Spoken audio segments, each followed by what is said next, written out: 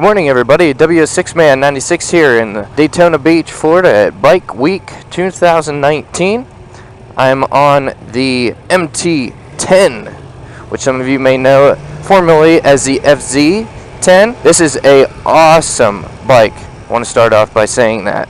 I rode this bike once before, absolutely loved it. Was really impressed with just it's just character of the bike. Do I really like the looks of it? No. But when you ride it, you forget about the looks. Just the sound, the feeling of the bike, it's super comfortable and it has a lot of great features. So we're going on our ride right now. We've got about a half an hour ride around Daytona. It's a really gorgeous day. There's the Speedway for everyone who likes NASCAR or just racing in general. I'll try to give you my best perspective on this bike. It really has this stuff, really has the beans, as Adam Wahid would say. And I really do love it. I want to give an extra shout out to my co-worker up in front of me. You know who you are. I'm really glad that he was able to come down, bring his helmet down, and jump on a bike. He is on the MT-10 right now. Another bike that I really love from Yamaha. We'll see what he thinks. It's been a while since he's been on a bike. He had a dual sport for a while that he kind of made into supermoto. About first and second gear on this bike is enough for just around town almost.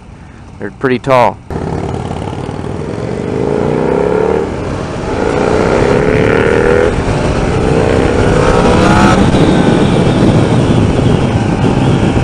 This MT-10, man, it just begs you to roll on that throttle. I really got to watch it. Thank you to Yamaha for doing demo days. Thank you. Thank you for coming in my area of rural Pennsylvania. This bike is very natural to ride. I really like the stance. Everything is right where you need it to be.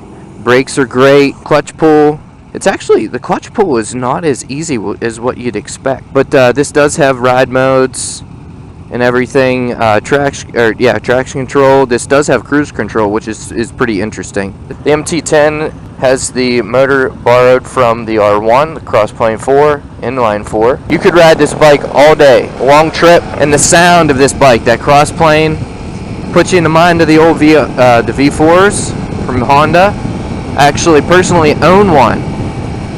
I rode the MT-10 first, and I knew about the VFRs, and I wanted to give one a shot, and I was searching a lot for the VFR 5th gen. I was able to find one, and found a good example. The throttle was, I'm sorry, I'm kind of jumping all over the place. The throttle there, I noticed, I'm going to change a ride mode. On 3 right now.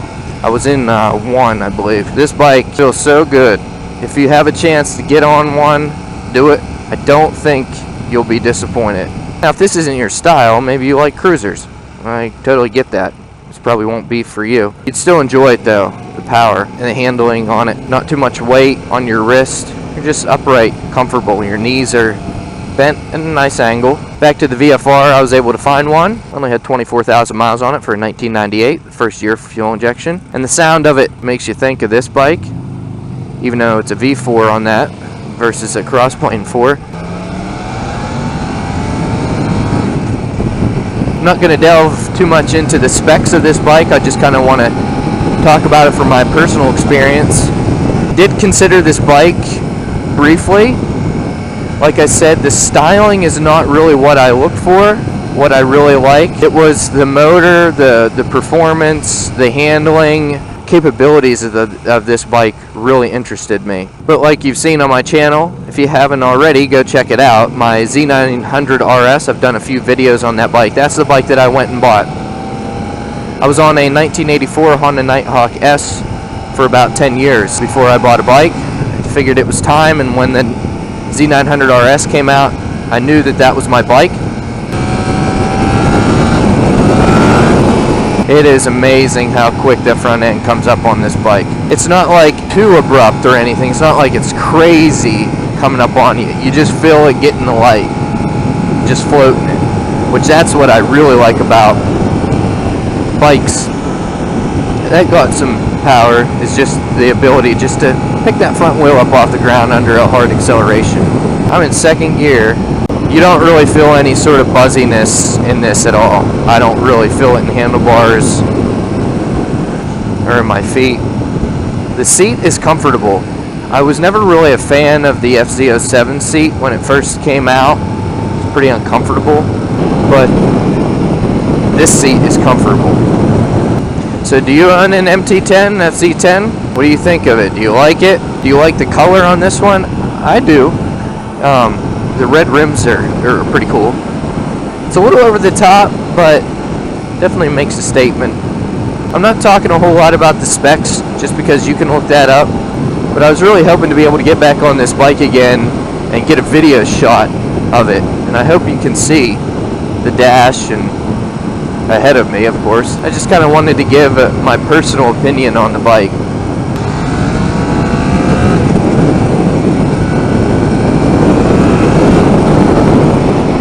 I think, does this have a quick shifter? Oh yes it does. I forgot to mention that, everybody. I apologize. I've never used one before. Oh, it has it up and down. Good job, Yamaha. I knew he'd like that bike. It's so easy to crank on this bike. On that MT-07 too, it just really goes. Sounds good too. Firing order on the MT-07 gives it that nice throaty sound. Almost V-twin-esque. So the quick shifter works really nicely on this bike. It's very smooth. Up and down. The guy beside me is on the R3, which I think is a really cool bike. The new model. Lots of bikes down here. Were you down in Daytona the same time as me? Did you take this bike for a ride? Let me know what you think. Thanks again for watching, everybody. W6Man96 here. I'll do a quick walk around once we get back and I get off the bike. Very glad I got another chance to ride it. Do a quick walk around so you guys can see it.